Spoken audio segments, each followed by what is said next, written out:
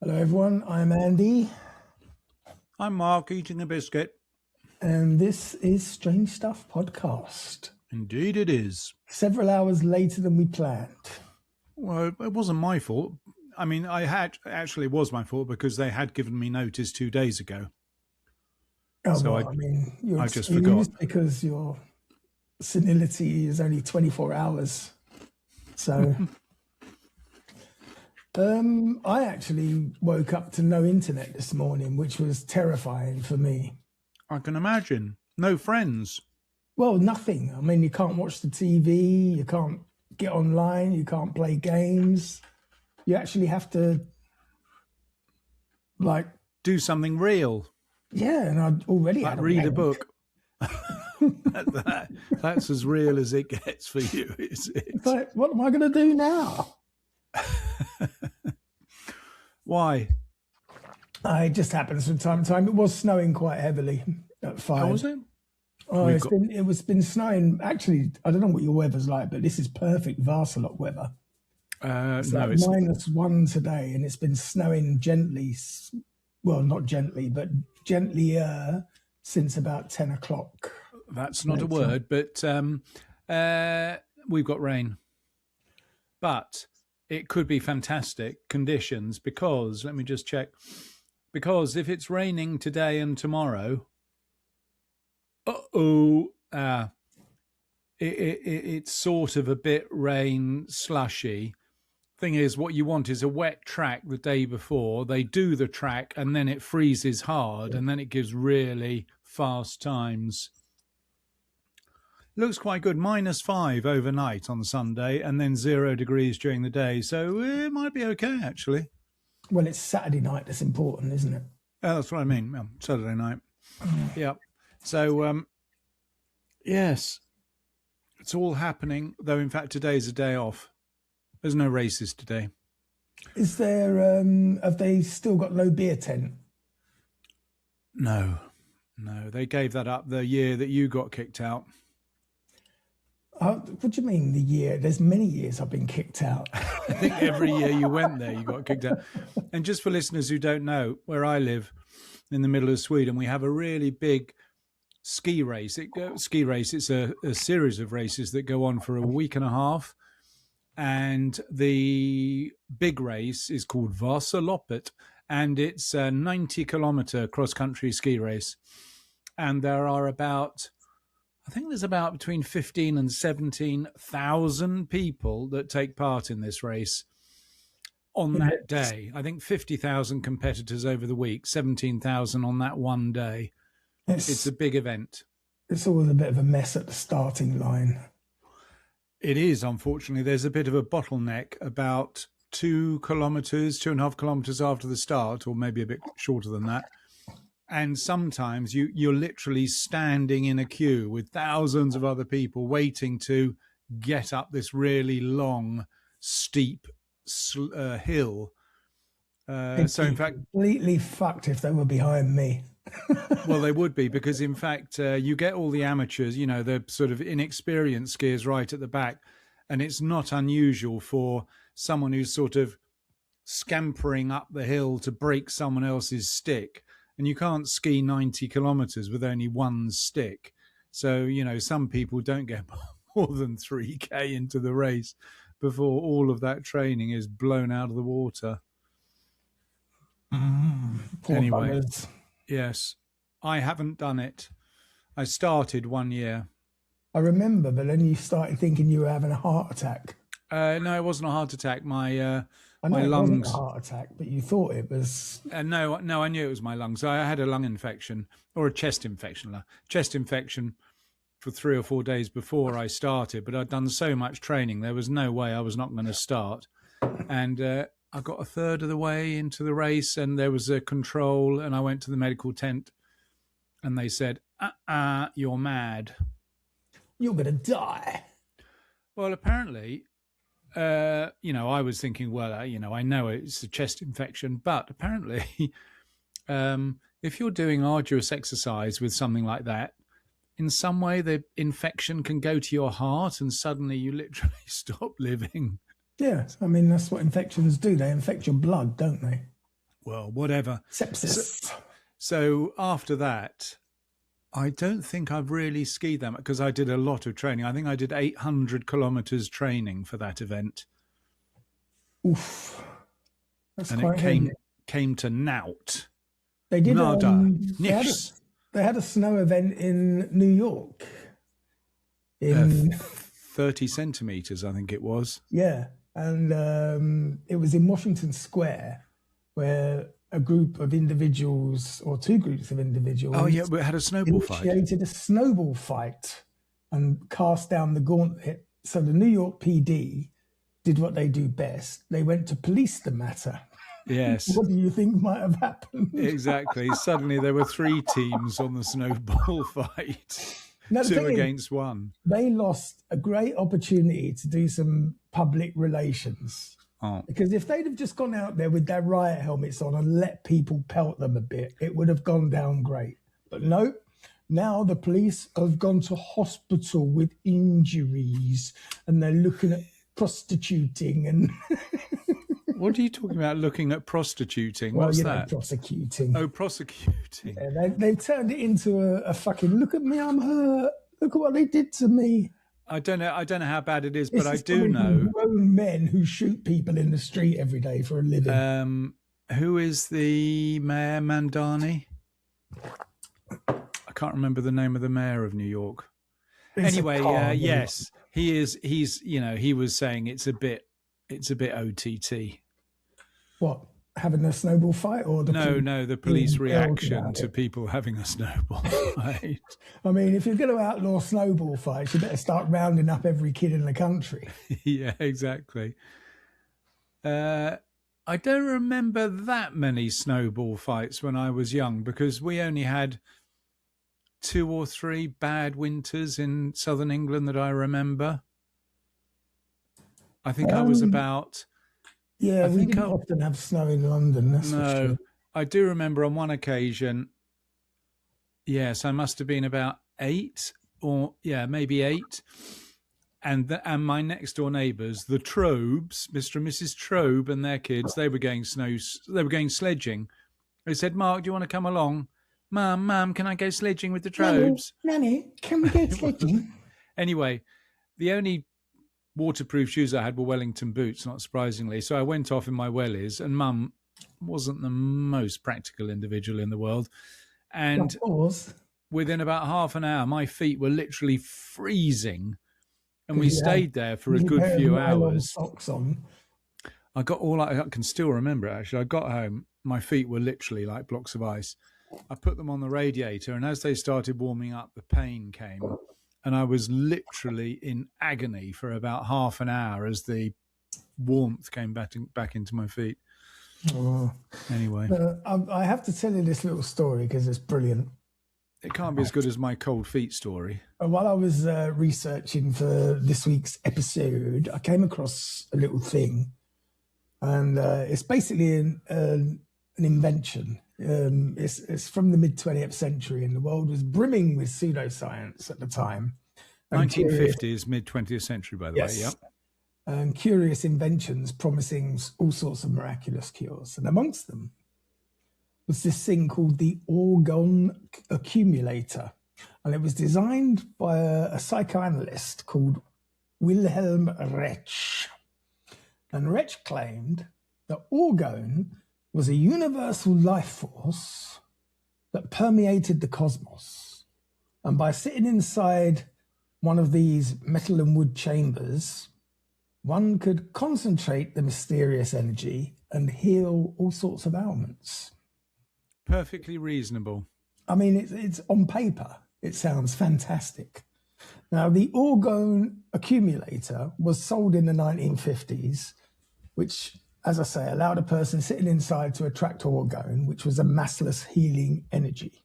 Now, the FDA noted that one particular purchaser, a college professor who knew it was fake, but he found it very helpful because his wife would sit quietly in it for 4 hours every day.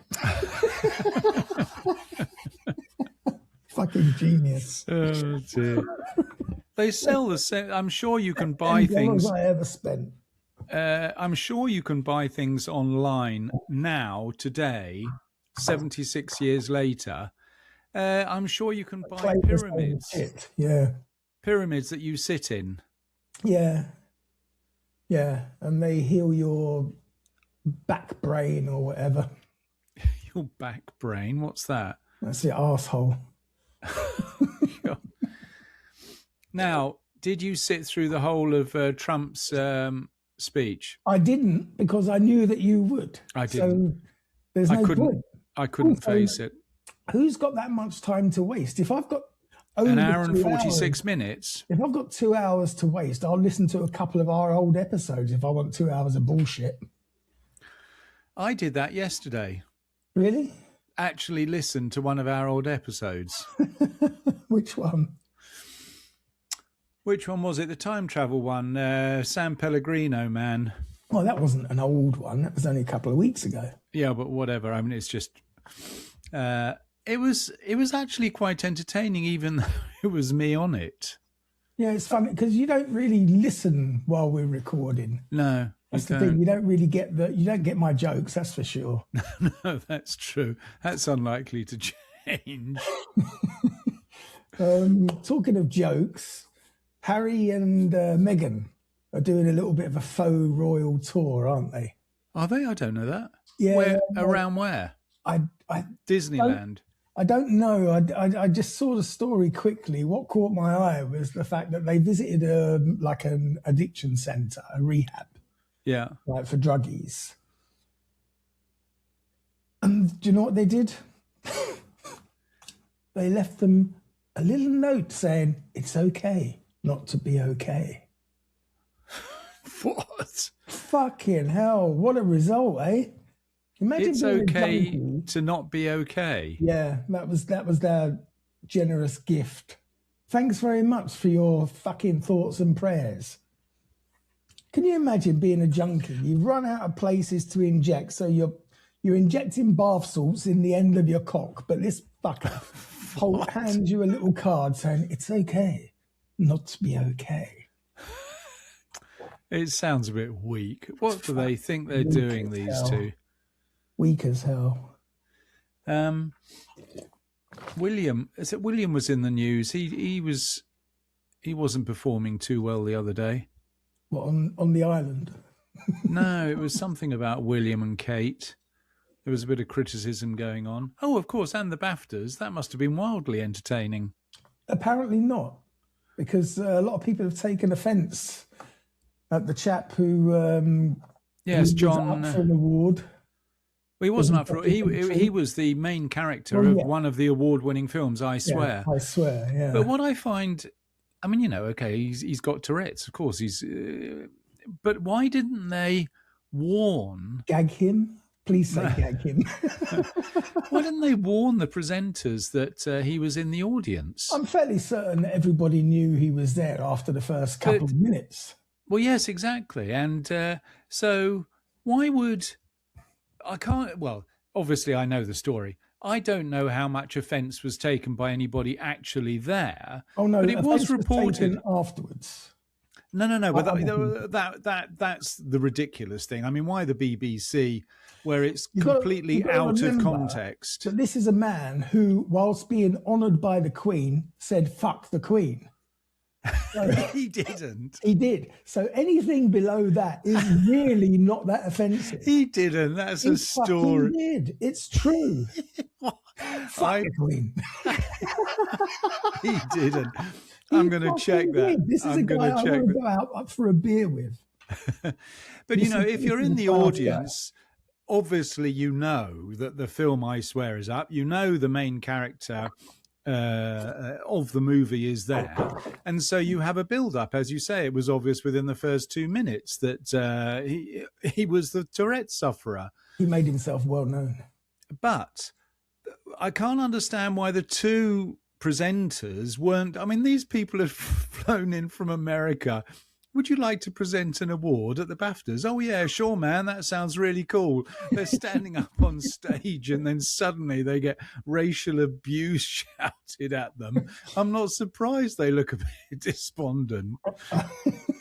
But the stupid thing was, as I have read the story, firstly, these two people didn't know he was in the audience. So when he starts shouting, they literally think there's someone shouting racial slurs at them. Security. But the BAFTA representatives didn't say, even after they'd presented the award, oh, guys, sorry about that. That's John Higgins. He's got Tourette's. He's a main star of the audience, as it were. So I'm sorry about that. Nothing like that. And then the other ridiculous thing, and I completely agree with it, is the BBC with a 3-hour delay between transmitting it and it going live. Between the live performance and them transmitting. They didn't delete it. Well, I mean, this is your BBC for you. I mean, it is just rank incompetence, because the people who switch on the TV might not have the contacts, and they're two black guys on stage and suddenly there's someone shouting at them. Anyway, so that was, I mean, I reckon, to be honest, you know what I know? Do you want to hear my conspiracy theory about it? Viewing figures for things like the Academy Awards and the BAFTAs have fallen off a cliff. Yeah, and you know why? Well, hang on, can I finish my story? Do it anymore. That's why. Because what? Because Ricky Gervais doesn't do it anymore. I think that they left it in. I reckon the organisers were pleading with the BBC to leave it in because they knew it would generate such uproar and publicity that people might have actually watched it. Yeah, true. It's just marketing. True. That's my take on it. Anyway, so that happened this week. The BAFTAs. Another story in the news that's quite disturbing about microplastics. Apparently now microplastics are so pervasive that we now have microplastics in our sperm. Might have in your sperm. That's across the board. Even billionaires have microplastics in their sperm. And you know what that means? Children have to eat it. You are an idiot. How many billionaires were willing to submit to sperm tests to see how much microplastics were in them? Well, they'd just pump the children's stomachs and find out, wouldn't they? Oh, dear. It really is. It's not Orwellian. When you have a particular target group that people are becoming more and more hostile towards, probably justifiably, actually. I was going to say, there's no one going to give you any grief about getting angry about billionaires. No. But sorry, I know that was supposed to be a joke, and it was sort of a mildish joke. But actually quite very funny. You have to think about these, well, not you, but people have to think about these microplastics because... No, but it's actually true. No, I'm sure it is. Being on the planet. Yeah, no, absolutely. It's not that they're in your stomach. It's like they're in every cell of your body, as it were. Yeah, we are fucking made of PVC. I haven't tested my Harry Monk recently, but I can't imagine it's got that much plastic in. And if it is plastic, it's good quality stuff. Well, mine still tastes the same. That's all I can say. Is this something you do quite often, Andy? Looks like it. Smells like it. I actually met a couple, I think I've told you before this story, who used to drink their own urine. Yeah. Well, that was quite a thing. Do that. What? Quite a lot of that. No, you'd be amazed. What if they're starved? Not shit online, you know. You don't drink other people's wee. Why not? Look, if you're willing to pay for people's dirty socks and dirty underwear, why not their pee as well? That's only in Japan. And bathwater. Old bathwater sells well. Not yours, obviously. Who sells old bathwater? You reckon Taylor Swift has a special? There was at least one hot gamer chick who was selling her bathwater for $5 a vial, and she was selling a lot of it. I mean, a lot. How can you even check? You just have to take her at her word. I mean, she would take a picture of herself in the bubbles. Oh, really? Filling up the vial with the barcode on it.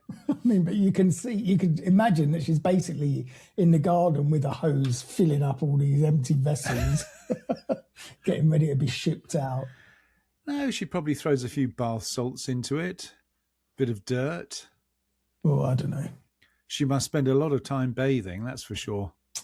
You get a lot of vials out of a bath of water. Mm. But it is mainly the Japanese who go for these sort of things, isn't it? Not so much anymore. Now we've got the World Wide Web. I mean, you'd be amazed at your customer base. Have you ordered any? Have you ever ordered anything? I haven't. I have tried selling it to no avail. You've tried everything, haven't you? Oh, I tell you what. Here's a compliment for you. Yes, it must have been released because I saw it on the Facebook thing. You did. Were we alien? No, we were doctors. Oh yeah, that was good. Oh, you like that? Did you? Playing. The only thing was, Nanny, look, Nanny, I'm Doctor. Idiot! I'm trying to pay you a compliment on the work you've achieved, but how do they get a? That was almost like a profile picture. How do they get a profile picture of me? Because I've never shown the side of my face. I do that. I do those thumbnails on Riverside where we record. So they've got us right now. They can take any frame they want from our recording, and they give me a choice to pick from, and I place us in certain positions, and then I get us dressed in the proper attire. So I see. So you're able to take the image of our face, and then you put it into your AI consultant, and they turn me into a doctor. It's a little bit simpler than that. A little bit simpler, yeah, it would have to be. I basically press a button to say, make a thumbnail, and it makes a thumbnail with us as we are. And then I say, make us into doctors. And then it gives me another one. And then I say, change the title to this. And then I say, make me look much more intelligent than Mark. And it says, I can't go that fucking far. We're not that advanced. Exactly. Oh, it's quite good though. I mean, if you got into it and you had a bit of time on your hands, you could do some quite interesting stuff, I'm sure. Possibly. Oh, is that what you do? Is that what you do? Time on my hands, You're the main supplier of celebrity porn reimagined on the internet, are you? I mean, no, you're not actually. There are a lot of hurdles when you try to create stuff with AI, because it mostly won't let you use famous people. Is that right? It's actually they do have blocks, do they? When we did the, I think it was a Patreon episode, or maybe not, when we did the celebrity catfishing. Yes, Brad Pitt. Yeah, I tried to get us to look similar to Brad Pitt and Keanu Reeves, and it said, no, we're not doing that. Is that right? It actually says, no, mate, I'm sorry, that's a step too far. Yeah. All right. So there are limits onto what you can do. No, I'm sure that there's ways around that as well. Mm. If you say it's for a research project or something. I'm a student. Yeah. I'm just a student. For what purpose would you like a naked picture of Keanu Reeves? I'm a student doing research. Well, no, you've got to do it. You've got to do it in the right steps. You've got to say, well, I'm a student and I need a picture of Keanu Reeves dressed as a doctor. And then you can say, now make me naked. Not that I'm giving lessons here, you understand? Please don't do this at home. I hope you don't suddenly disappear one week and I read about it in the Skellefteå Bladet that you've been arrested for producing celebrity porn in your living room. And sending them money. Exactly. An unemployed Englishman has been arrested. How stupid could I be? I'm creating the catfish and then paying them. Oh, dear. Anyway, what else is going on in the world? I think that's... Oh, yes. I don't know. We talked about it last week. You were absolutely spot on about the moon launch. I know. I hope I mean, it was incredible. I think you said it was the last day week actually that before. it was going to be It delayed. was the day before. I said, I wonder what excuse they're going to come up with to delay the Artemis rocket. And fuck me, they did. It was a leak. We are better than The Simpsons. Clearly. The Simpsons used to predict things years in advance. I do it right now. So if Yeah. you want next week's lottery numbers, cross my palm with silver. Anyway, let's get into it because we've Really? got stuff to talk about. Oh dear. I've got a busy afternoon. We don't have to go into the state of the nation. I mean, it was basically just nearly 2 hours of complete and utter bollocks. 1 hour, 46 minutes. But the interesting thing was, did you see the GOP guys sitting there completely dumbfaced? I mean, sometimes with a fellow holding up a board clap, and they'd all clap, and then they'd sit down, and then they look completely stone-faced. Well, I mean, there's not much to do, is there? They're sitting there listening to the shit coming out of Trump's mouth. What are you going to do? The Democrats you can't were pretend that it's actually real and get all excited about it. I thought the Democrats, they certainly have a good sense of humour. The Democrats, Trump at one stage said, I'm going to fight corruption in government. And then suddenly all the Democrats stood up and started clapping. Start right now. Exactly. Nepotism. I'm going to fight nepotism. Hooray! He's just saying exactly everything that he does. Anyway, sorry. So what is it? It better be good. And what you've got to tell me now is that are people paying good money for this, or is this a freebie so I can just relax a bit? No, this is Sunday's episode. So this is a freebie. This is our normal episode. All right. So I don't have to put that much effort into it. Because our anaesthetist episode was a paid episode. Yes. And this episode is born of that episode because you asked if we could do one on astral projection. Yes. Are we doing one on astral projection? We are. We have covered it before, but I think we sort of skated across it. So we're going to do a little bit of a deeper dive. Good. Can we avoid medical terminology? Because I got a bit lost with all that medical terminology. I hate it as well because I am not an unintelligent person or by any means a bad reader, but some of those medical terms are just ridiculous. I think I need to review these scripts before you go ahead with the green light for production. I think I need to review them. We haven't got time because with your dyslexia, that means we get one episode a month. Take a couple of weeks for me to read 3 pages. Astral projection. I'm not that bad. I can read quite well. It's just I don't really. I mean, I do read books. Of course, I read books. Anyway, carry on. I like this. Do you have to be drug induced to experience a bit of astral projection? It helps sometimes. All right. But across centuries and civilizations, mystics, saints, shamans, and ordinary people have whispered of the same impossible experience, leaving the physical body and traveling beyond it, floating above their sleeping form, moving through walls, and visiting distant lands even. This is the one I want. That's what I want to do. Crossing into realms of light, shadow, and intelligence. No. And the phenomenon is often called astral projection. And the idea is that the soul, spirit, or subtle body, as it's sometimes called, can separate from the physical form and journey elsewhere.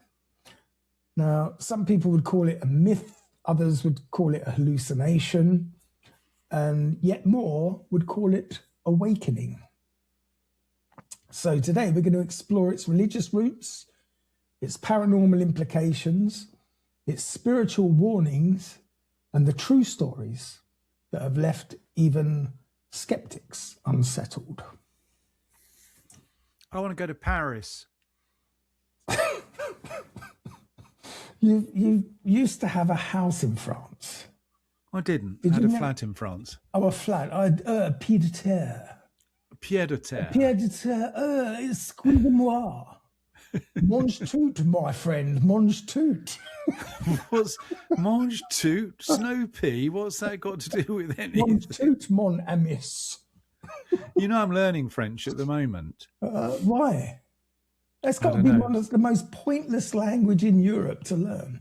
Well, there are well, if you're in England, there are no, but I just get so tired of, when I've told people that my mum was French and I don't speak a word. It's just shameful, really. But I mean, I'm not being funny, but you're going to die before you learn to speak French fluently. You're probably right, and I'll tell you what, the wordy bits I do find a bit. That's the language. I do find them a bit tricky, I have to say. Anyway, carry on. Astral projection. All right, so this isn't just a story about strange experiences. It's a story about what we actually are. No. So long before the modern term astral projection even existed, civilizations spoke of the soul's ability to travel. In ancient Egypt, for example, priests described the Ba, B-A, a spiritual double that could leave the body and move between different worlds. Tomb paintings show a bird with a human head hovering above a corpse, symbolizing this liberated spirit. In India, the oldest spiritual texts, the Upanishads. There's a word. What? Old my pants. Upanishads. I'm probably pronouncing it really badly. It does. It sounds like a bit shat in your pants. But if you want me to pronounce it properly, I'm going to have to do a little bit of a Tourette's thing. Upanishads. That's not Tourette's. That's an Indian accent. I wonder if you're allowed to do them these days. I mean, we joke about Cornish pilots or even pirates. Anyway, yeah, in the oldest of the Indian texts, the Upanishads, they speak of the subtle body or the Sukshma Sharya or Sharira, capable of traveling beyond the physical limits. Yogis, and we're not talking the bear, described conscious departure from the body during deep meditation, a practice later elaborated in the traditions of Hinduism and Buddhism. Now, I'm going to test your memory. I remember when I was a child, they actually had news reports of bouncing yogis. Do you remember that? What? They literally had these yogis, deep meditative individuals from India, who were able to sit cross-legged and levitate. And then suddenly, doing, they'd bounce a meter into the air and then come back down. And you had news items. And I think it was at the time when that Frank Boff I think I could fake that. No. But it was. Do you remember?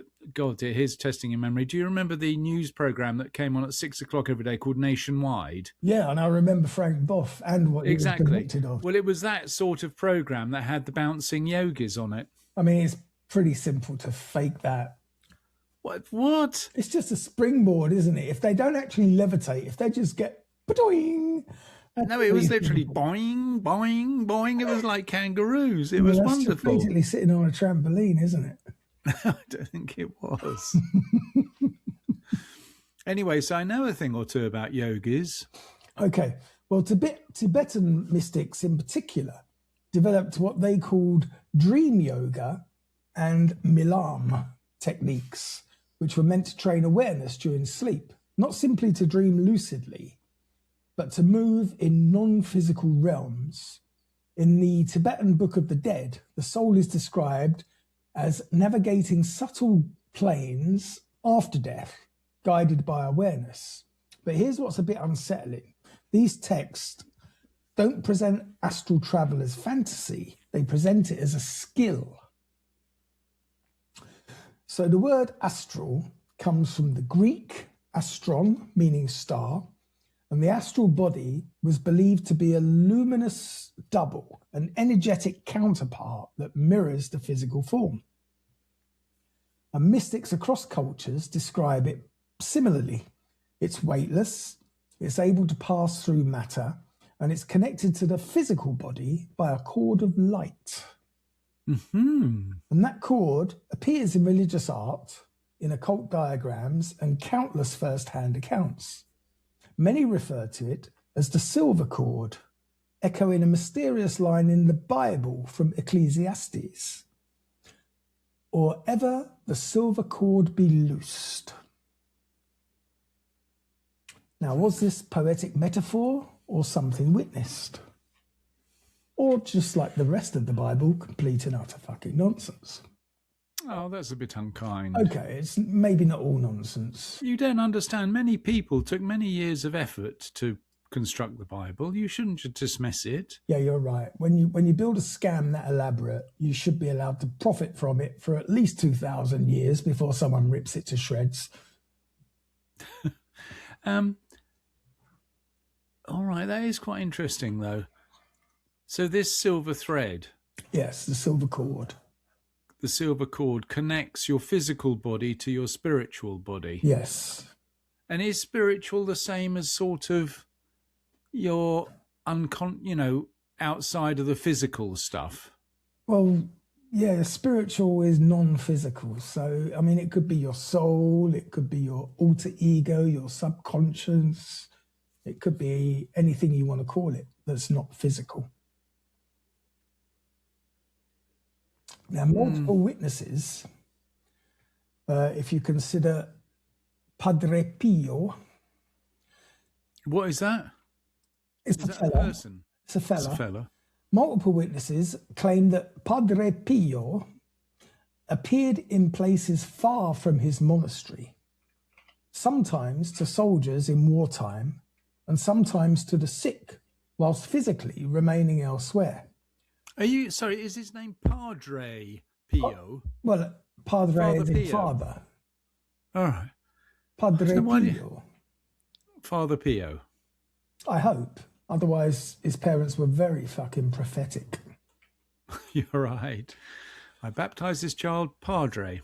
So, Father. church records document sworn testimony from people who insisted that they spoke with him in person, even though he never actually left Italy. Mm-hmm. Similarly, Teresa of Avila described moments where her soul seemed to leave her body and ascend into divine realms. And she wrote of raptures so vivid and real that they terrified her. The question is, were these visions or were they journeys? In Christian mysticism, the soul ascending towards God is often symbolic. But the physical details in these accounts, the movement, sensation, and the return, feel strikingly literal. It's probably true to say that one's mind is so powerful that it can create almost any situation and you believe it's real. We do have the ability to fool ourselves. I mean, very convincingly. Yes. I mean, I do it every day when I look in the mirror. Jesus, you're fucking hot. Yes, you're right. And anybody who's seen a picture of Andy knows what a stretch of the imagination that must take. Sometimes I look in the mirror and I take myself straight back to bed. In Islamic mysticism... Hang on, are we finished with Padre Pio? Yeah. When was he around, sorry, this character? I know you didn't tell me, and I know you don't have it in your notes, so that's why I'm asking you. 23. Yeah. Until 1545 when his train arrived to take him home.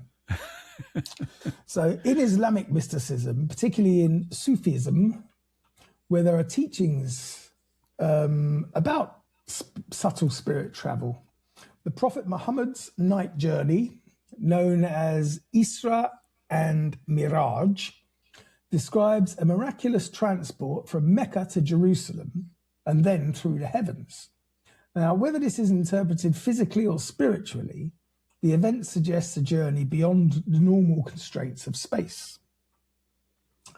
And Sufi mystics later described states where the soul could detach and travel in realms of light guided by divine presence. And the consistent theme across religions is this: consciousness is not confined to flesh. Now, fast forward to the 20th century, and reports of spontaneous out-of-body experiences increased, especially in near-death situations. Then came one of the most controversial figures in the subject, a chap called Robert Monroe. Monroe? Yes. As in the shock absorbers? Or Marilyn. Oh, yes, Marilyn Monroe. Probably more recognisable to most people than the shock absorber. The manufacturer of shock absorbers. Where the fuck do you come from? In the 1950s, Monroe began having involuntary out-of-body experiences. And unlike mystics, he approached it experimentally. He documented vibrations preceding separation.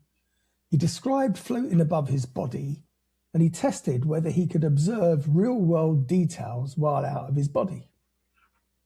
His work led to the founding of the Monroe Institute, where audio frequencies were developed to induce altered states. Monroe claimed the astral plane was layered, not just a single realm, but multiple dimensions, some populated by intelligences that weren't human. He described encountering beings made of light, and he also described darker territories. Now, if astral projection was mere fantasy, why then would governments investigate it? I'm sure they've investigated all sorts of nonsense. Well, during the Cold War, the US government funded psychic research under what became known as Project Stargate. Ah, is that where the movie came from? Yes. And the goal was remote viewing, the ability to perceive distant locations without physical presence. A bit of voyeurism. Yeah, basically.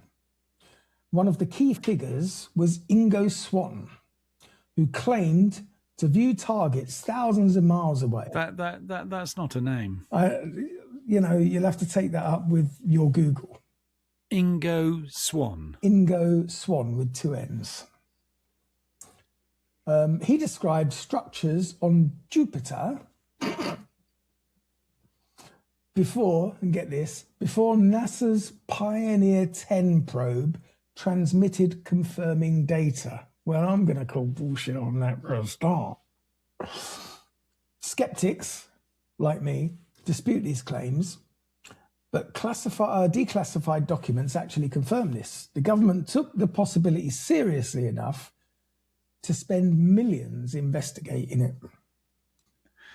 So yeah, the governments spend millions investigating it. In 1997, a woman named Maria claimed that she floated above her body during cardiac arrest and saw a tennis shoe on a hospital window ledge on a floor of the hospital that she had never visited. A social worker later found that shoe exactly where Maria described. But hang on a second, we're talking about pretty local travels. If you suddenly found yourself out of body, wouldn't you want to go to the Maldives or Paris or Rome or something? Why would you just want to sit on a window ledge and look at a tennis shoe? Well, I would imagine for the first few minutes, you're pretty shocked that you're not actually where you're supposed to be. And learning to fly, I mean, how do you travel? You've got to learn this stuff. This is why it's called a skill. But gravity, I assume gravity doesn't have too much impact on the spirit self. No, but so you can just go anywhere. How brave would you be to stretch your silver cord, and how far before it snaps? Now, that is a very good point. You're right. I forgot all about the old silver chain and ball. Yeah, you don't want to mess with that shit. Imagine you're just about to dive into the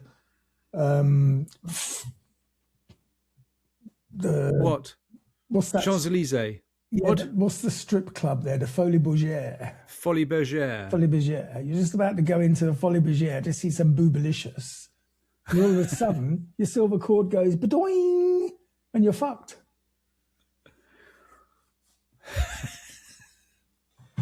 Oh, can we check? How long is your silver chain? Yeah, I'll have those figures for you imminently. Good. I want to know. I don't want to sit on a bloody window ledge looking at old sporting goods. So stories like these are repeated in near-death research led by physicians such as Raymond Moody, author of Life After Life. Moody collected hundreds of cases in which patients described observing medical procedures from above, sometimes recounting conversations that occurred while they were clinically unconscious. So if the brain was inactive, who was watching? Hang on, that just relates back to what we were talking about last week. Under operation, you can hear things going on, so you can imagine you saw it. You're just interpreting what you can hear and attaching the visuals. It's one theory, but you can't discount every other theory. No, you can do. Across modern accounts, one common precursor appears, and that's vibration. People describe intense buzzing, roaring, or electrical sensation before they separate from their body. Monroe called this the vibrational state. Yogic texts describe a similar energy rising through the spine, known as Kundalini in Hinduism traditions. And the overlap is striking. Different cultures, but the same sensation. Not all astral accounts are peaceful. Some describe entities that appear aware of the traveller, shadow figures, watchers, presences at the edge of perception.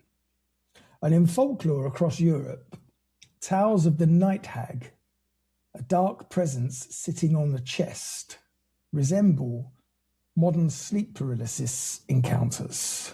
Sleep what? Paralysis. Oh, sleep paralysis. That's what I said. I've got an answer, by the way.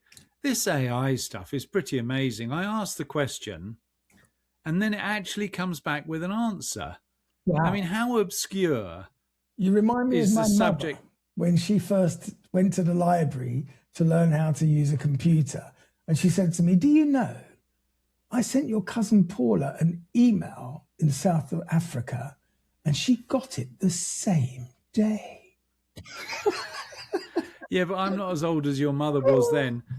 Anyway, in answer to my own question, it is often described as elastic and capable of stretching to any length needed during astral projection or out-of-body experience, rather than having a fixed physical dimension. There you go. I mean, it's just on my phone, the most obscure subject in the world, and I get a response. I have to warn you that the AI response, the first response to anything you put on is always an AI response, and it is 99% of the time useless and inaccurate. Well, it seemed to back up what you were saying. I rest my case. Yes, you're right. So, so the tales of the night hag that people sort of see or experience while they're suffering from sleep paralysis, is this neurological, or are altered states opening perception to something that we don't normally see? In 1982, a truck driver named Al Sullivan, do you have an issue with this name? That is the first sensible name you've mentioned all day, Al Sullivan. I just want to make sure before I get into the meat of his story. No, he sounds like a good trucker to me. Okay, well, he suffered a heart attack. Oh. During surgery, he later reported rising above his body and watching the entire procedure. And he described a specific, unusual movement the surgeon made. And it was this. He would flap his arms as if he was flying to keep sterile. It was a particular quirk of his. And when questioned, medical staff confirmed that the surgeon does indeed do this. It's a quirky habit known only within the operating room. Al couldn't have seen it physically, but he described it perfectly. I think you're mixing up the research with last week. No, because we did talk about this in conjunction with astral traveling, the anesthesia awareness. I must admit, the longer the thing goes today, the less likely I think I'm going to get to Paris. Not today. I mean, so far people have managed to get about 2 feet outside their body. Well, neuroscience suggests that out-of-body experiences may originate in the, do you remember this? The temporoparietal junction. Which is this last week, which is a region that integrates sensory information. Electrical stimulation of this area has induced sensations of floating or observing oneself. But here's the paradox. Artificial stimulation creates fragments or distortions. Real accounts often include verifiable details. So if it's hallucination, why does it sometimes align with reality? Nearly every mystical tradition offers caution.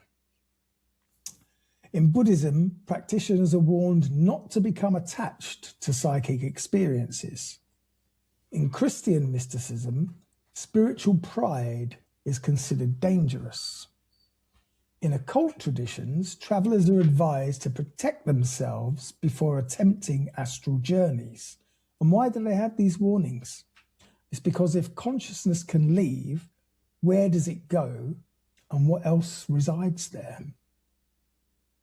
Why does it have to be replaced with something? No, I mean, what else resides where your consciousness goes to? Oh, I see. You might get into some nasty territory. You might get surrounded and your astral self could be gangbanged. It's amazing how your brain works, Andy. That's the first thing. You're on your way to Paris on an astral projection journey, and all you're worried about is getting gangbanged. Can happen. If you can think it, it can be done. Perhaps the deepest reason astral projection fascinates us is this. If we can leave temporarily, what happens permanently? Many near-death experiencers describe the out-of-body state as more real than physical life. Colours are more vivid, awareness is sharper, and emotions are amplified. They speak of a boundary, sometimes a river, sometimes light, beyond which return is impossible. I don't like the sound of that. So not coming back. So is astral projection a rehearsal for death? Or is it evidence that death is not an end? Astral projection sits at the intersection of religion, neuroscience, paranormal research, and personal testimony. But it refuses to be pinned down. It's neither one thing or the other. It's too spiritual for strict science. It's too experimental for strict religion. And it's too consistent across cultures to dismiss entirely. So perhaps the real question is not whether the soul leaves the body, but the question should be, what is the body actually? Is it a container or a receiver? If consciousness is fundamental, not produced by the brain but filtered by it, then leaving the body might not be that supernatural after all. It might be natural. And if that's true, then we are far more than we appear. So tonight, as you lie in the quiet between waking and sleep, you might notice something. A vibration, a shift.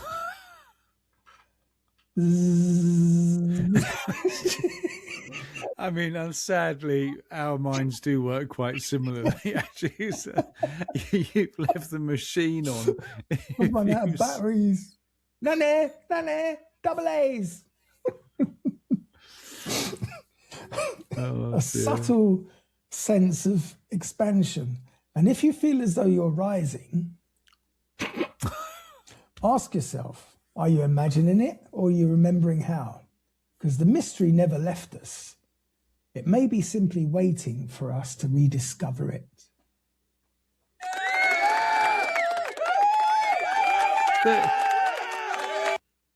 No, that applause is a bit out. I thought you were going to do a do. Oh. No, that's not appropriate either. I can get. So that, all right. That brings us to the end of our little deep dive into astral projection. Astral projection. No, I wanted instructions. I mean, that's going to be a 10 episode series because it's a skill that you acquire through meditation. Have you ever tried meditating? I have tried it when I was working in Liquor Slave. That is not a lick a slave. Liquor Slave. One of the best jobs ever. It was while I was at school. Actually, my mate Kevin, who texted you this week, he got a job in Liquor Slave in Kentish Town. I'm sorry, but that's not a name. Lick a slave. No, it was actually called Liquor Save. It was an off license. Really cheap. Liquor Save. Yeah, not lick a slave. No, he called it Liquor Slave because we were 15. You know, we went to school and we spent a couple of hours working at Liquor Slave after school. And they used to sell things because, I mean, in those days, at 15, no one blinked an eyelid selling whiskey and vodka and shit and cigarettes. It was perfectly legal. What do you mean, to 15-year-olds? We probably weren't supposed to sell it to 15-year-olds, but we shouldn't be allowed to sell it. Oh, I see. You shouldn't have been working there. You're right, yeah. But anyway. Where was this? In Camden Town? They had different rules in Camden Town. My one was in Queen's Crescent. But my boss, Keith, he was 22. So he was much, much older than me. Yeah, he was a grown-up. And he offered me the opportunity. Yeah, I won't say he made me, but we were talking about astral projection, and he'd experimented himself, and he took me upstairs. No, I don't want to hear the rest of this story, Andy. This might explain a lot. No, it was quite funny. But he lit a candle and he had me sitting on the floor cross-legged staring at this candle. And he wanted me to stare at this candle until I could float out of my body and then go outside and make a note of registration numbers of cars parked outside in Queen's Crescent. He didn't stay in the room. He went back to work. I just goofed off for 2 hours. Basically, I did try, but at the end of it, I had to go downstairs and say nothing. But it was. I hope your trousers were still on when you went back downstairs. Funny enough, my underpants were back to front. I have no idea. No, exactly. Those candles, no, make your bum bleed. No, he was a good old boy, Keith. I'll never forget him. We had great. Well, he's 7 years older than he's probably still around. You need to check him out. He's in his 70s now. He probably wouldn't remember me. We had a manager. How many boys do you think he took into his bedroom and lit a candle and said, "Work on that"? We had the district manager used to come round. We used to call him. His name was Mr. Mason, but to us he was Bad Breath Mason because he had the most disgusting foul breath. And he would insist on talking right at your face. Halitosis.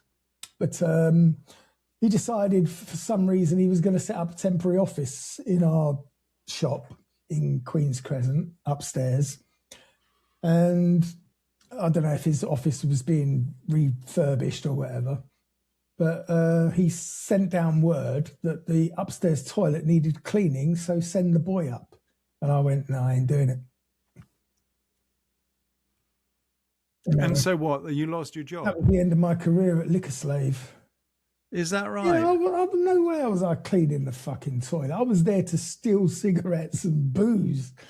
But and I'll tell you what, Keith as well. It's a good job I got out when I did, because he used to go off for the weekend with his mates to camping trips. But before he'd leave, he'd pull up with his car and load fucking cases of booze and beer and all sorts into the back of his motor. Not a penny went in the till. We robbed that. Well, I'm not going to incriminate myself, but some stock may well have been missing. I wonder if there's a statute on limitations against shoplifting. Well, liquor slave doesn't exist anymore, so who's going to? Oh, doesn't it? Yeah, but their creditors might be listening to this show and think, oh, they still owe me 100 quid. I'm going to have a word with Andy about that. 100 quid? That would be almost the entire stock. We used to sell bottles of sherry for £1, 99p a bottle. Is that right? 99p? Yeah, VP sherry. It was disgusting, but it was very popular. Was that the alcoholic's choice? Yeah, it was the Terpers choice. Terpers? Yeah, people who drink turpentine. Terpers. Never heard of Terpers? No, that's not a thing. It absolutely is a thing. No, because turpentine, that would make you terribly unwell. Isn't that methanol? Yes, but people used to drink it. Probably still do. Your brown you wouldn't sit in the park. Don't drink anything with alcohol in it. I knew a guy in Mora who actually drank petrol.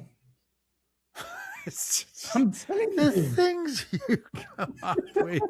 You can't drink bloody petrol. He fucking did. He drank petrol. He was desperate for any kind of alcohol. Well, firstly, petrol doesn't have an alcohol. He didn't know that.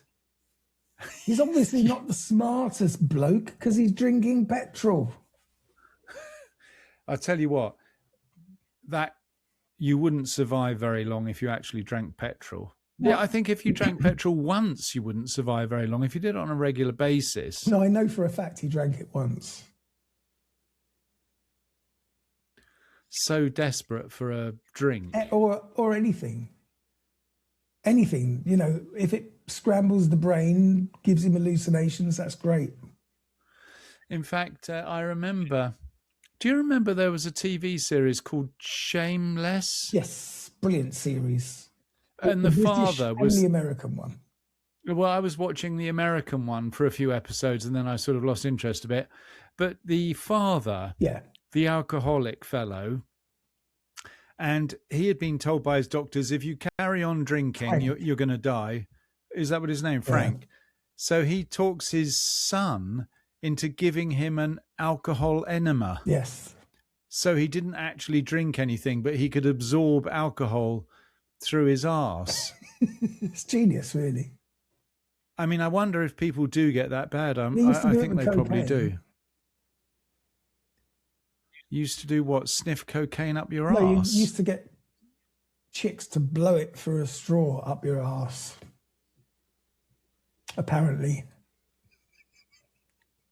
Oh my God.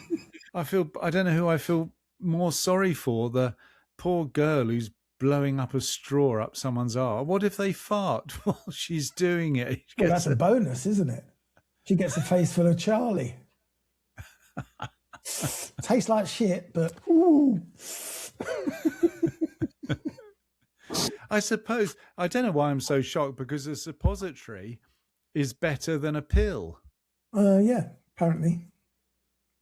Well, no, I mean, no, apparently a suppository is straight more into the bloodstream. So exactly, yeah.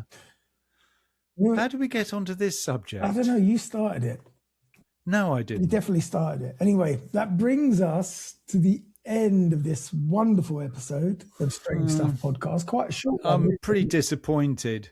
I was hoping for literally this is the first step, second step, third step, and then you're off. You're on your way to Paris. And all I got was some woman who managed to get onto the ledge of a hospital. Talking of steps to go anywhere, you realise I can't even go home now if I wanted to. No, you can't, as of yesterday, funnily enough. Because they've changed the rules, that they don't recognise my dual citizenship anymore the way they used to. So unless I have a functioning British passport, they won't let me into my own country. Yep, you're absolutely right. Fuck you, Great Britain. Well, and in fact, for instance, if my grandson wants to go to England, it's a hell of a palaver getting a British passport for your children if they weren't born in And England. yet, if I arrive on a dinghy from fucking Dover, I will not only get papers, I'll get a hotel and some pocket money and an iPhone 16. So where's the fucking logic in that? I was actually listening to, I don't think it was Nick Ferrari, I can't remember who it was, on LBC, and they were interviewing someone. Oh, I know, it was Tom Swarbrick last night. And this fellow comes online and he says, so Tom, where did you read this story about these people getting free iPhones? It wasn't, but that sort of thing. He said, it's an article in the Daily Mail. And the fellow said, but you can't seriously base a talk radio program on something that appears in the Daily Mail. And Tom Swarbrick was trying to defend the fact that he was borrowing this story That's where from the Daily all Mail. talk shows come from, the newspapers. It seems to be. I mean, it was patently absurd. But it's not absurd because they do get provided with mobile phones. They don't. They absolutely do. They don't. It's like people saying they get free houses and free cars. It's all bollocks. Well, let's not go down that rabbit hole. Well, I don't think there are too many reform, or maybe there are reform voters who listen to our podcast. Well, there's a by-election going on at the moment where Reform are neck and neck with the Greens and the Labour Party, apparently. Yes. Oh, yes. It was an article about the Greens. It was an article about the Greens, actually, who was talking about giving them houses and jobs. That's right. It was, actually. Would you vote Green? You're a bit of a Green man, aren't you? Absolutely not. You say that, but you would. Oh, yes, let's all go green, everybody. We'll have to pay more, tax-wise, but think of the children. Fucking wankers. They're the biggest scammers of the lot. We go green. We charge 15 times more for everything, but you're helping to save the planet. Like, if the whole of the UK was absolutely carbon-free, it wouldn't make even 1% difference to the pollution worldwide. What is the fucking point? What is the point? Well, all I can say, Andy, is you actually introduced the talking about the Green Party by saying that they were neck and neck with Reform. Yes, only because Reform... So clearly you're not in a majority. ...is feeling the backlash of Trumpism. If Nigel Farage wasn't kissing the arse of Donald Trump quite so deeply, Reform would still be way ahead in the polls. But unfortunately, shit sticks. No, I think the idea for what I would call the racist thugs in supporting Reform was sort of, it was a bit of an idea for them. But the reality of the people they're putting forward to stand in these constituencies, they're all knobheads. Well, they've basically taken all the rejects from the Conservative Party as well, which is like, that's gone against everything that Reform was supposed to stand for. They basically rebuilt the Conservative Party from within Reform. So what's the point? The funny thing is that all of the quality people left the Conservative Party when Boris Johnson was around. All of the actual people with integrity, quality politicians, all left with Boris Johnson. So you were left with the dregs. And the dregs of the dregs are the ones that are going to Reform Party, like Robert Jenrick. And that fellow who blew up the economy, Liz Truss's Chancellor of the Exchequer, he's gone to Reform now as well. They're all losers. It's amazing. Anyway, it's amazing. I think we should run for Prime Minister, Andy. That job. You would. Hell. You would. You couldn't do worse than Starmer, that's for sure. No, you would really enjoy it. You could literally get rid of who you like. You could have your own little list, your black list. I would make targets. Trump look conservative.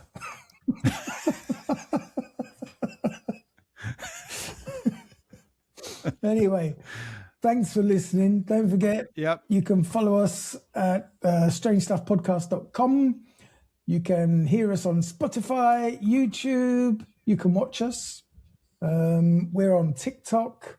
We're on Instagram. We're all over the place at the moment. And you can also join our Patreon at patreon.com/strange stuff podcast, where, like our lovely Patreons, you can help us run this show for the price of a beer or a coffee. And in fact, it's probably cheaper than a beer or a coffee by now. Well, it certainly is, for God's sake. And next week, we're going to have to find out what Andy dresses me up in. Yes. Oh, hang on.